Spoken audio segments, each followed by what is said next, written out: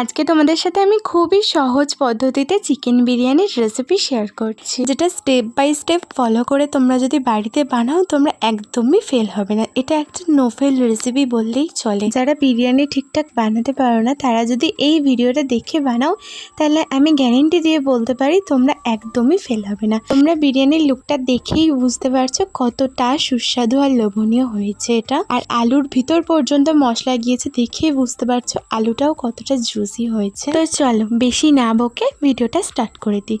Chicken biryani বানানোর জন্য আমি প্রথমেই বিরিয়ানি মশলা বানিয়ে নিচ্ছি। গোটা মশলার মধ্যে আমি দিয়ে দিয়েছি 2 চামচ মতো সাজিরে, কিছুটা সামরিচ, বেশ খানিকটা গোলমরিচ, 3টে দারুচিনি স্টিক, কিছুটা লবঙ্গ, 8-10টা এলাচ, অর্ধেক জায়ফল, অল্প জয়িত্রী আর 2টো স্টার আনিস। এই গোটা মশলাগুলোকে শুকনো খোলায় 3 থেকে 4 মিনিট ও ফ্লেমে নেড়ে চেড়ে যেতে হবে। মশলা থেকে একটা সুন্দর গন্ধ আসলে এটাকে একটু ঠান্ডা করে বেটে নেব। বেশি ভাজা যাবে না, নাহলে মশলাটা পুড়ে যাবে। এরপর বিরিয়ানি বানানোর জন্য চিকেনটাকে ম্যারিনেট করে রাখবো। ম্যারিনেশনের জন্য আমি প্রথমে দিয়ে দিয়েছি পরিমাণ মতো লবণ, হলুদ, ধনে গুঁড়ো, জিরে গুঁড়ো আর দিয়েছি লঙ্কার গুঁড়ো, কিছুটা সাদা তেল দিয়েছি আর দিয়েছি একটু টক দই। এগুলোকে ভালো করে মাখিয়ে রেখে দেবো। আমি এখানে 1 চামচ কেওড়া জল আর 2-3 ফোঁটা মিঠা আতরও দিয়ে দিয়েছি। এটা স্কিপটা আমি নিতে ভুলে গেছি। চিকেনটাকে ম্যারিনেট করে মোটামুটি 0.5 ঘন্টা থেকে 40 মিনিট রেখে দেবো।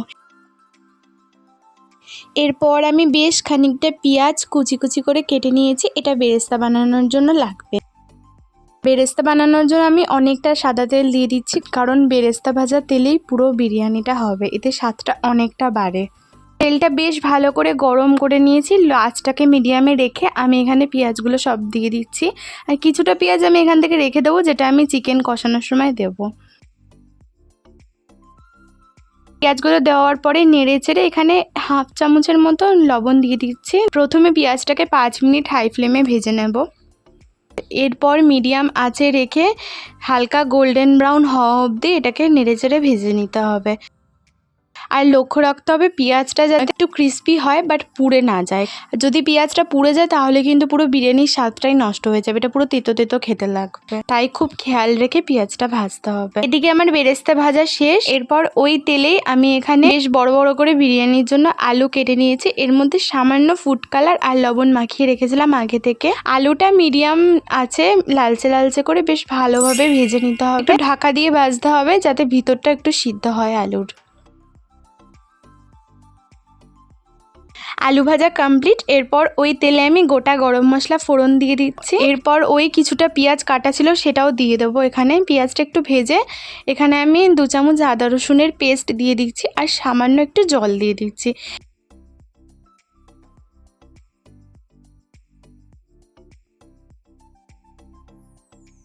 এটা মিডিয়াম আঁচে একটু কষিয়ে নিতে হবে যাতে আদা রসুনের হালকা কাঁচা গন্ধটা চলে যায়।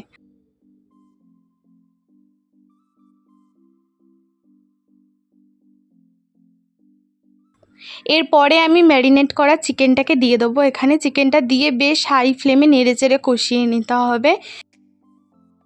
ঢাকা দিয়ে এটা তেল ছাড়া পর্যন্ত রান্না করে নিতে হবে।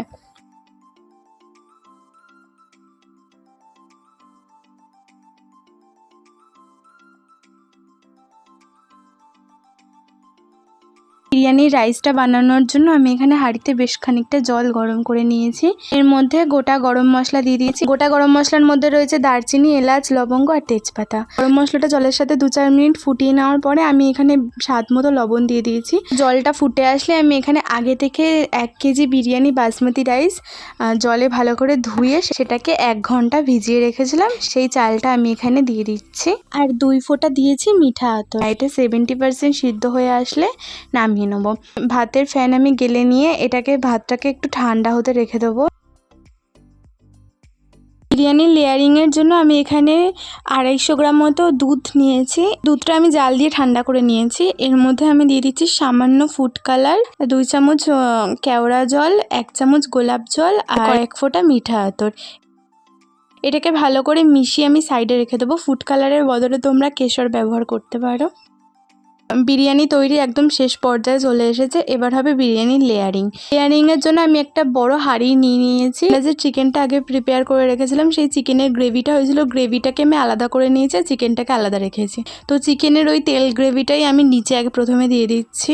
চিকেনের গ্রেভি দেওয়ার পরে আমি এখানে চিকেন সাজিয়ে দিচ্ছি, তারপরে দিয়ে দিচ্ছি বানিয়ে রাখা বিরিয়ানি মশলাটা। গ্রেভির সাথে আর 2-3 চামচ দিয়ে দিচ্ছি ওই দুধটা। আমি এখানে কিছুটা বেরেস্তা ছড়িয়ে দিচ্ছি আর তারপরে রাইসটা দিয়ে দিচ্ছি। রাইসটা কিন্তু খুব বেশি তোমরা আগে থেকে কুক করবে না, আমি আবারও বলে দিচ্ছি। রাইসটার উপরই মেনলি বিরিয়ানিটা ডিপেন্ড করে লুকটা কেমন হবে। রাইসটা দেওয়ার পর আমি ওই বানিয়ে রাখা দুধটা দিয়ে দিচ্ছি, তারপরে আলু, বেরেস্তা দিয়ে দিচ্ছি, আবার দিয়ে দিচ্ছি বিরিয়ানি মশলা। এইভাবেই 3টে ধাপে আমি লেয়ারিং করে নিচ্ছি। ব্যাস আমার এখানে অলমোস্ট লেয়ারিং কমপ্লিট। লাস্টে আমি এখানে কিছুটা ধনেপাতা কুচি দিয়ে দিচ্ছি, আর যেটুক বেরেস্তা বাকি ছিল সেটাও দিয়ে দিচ্ছি, আর এখানে 4-5 চামচ মতো ঘি দিয়ে দিয়েছি উপর থেকে।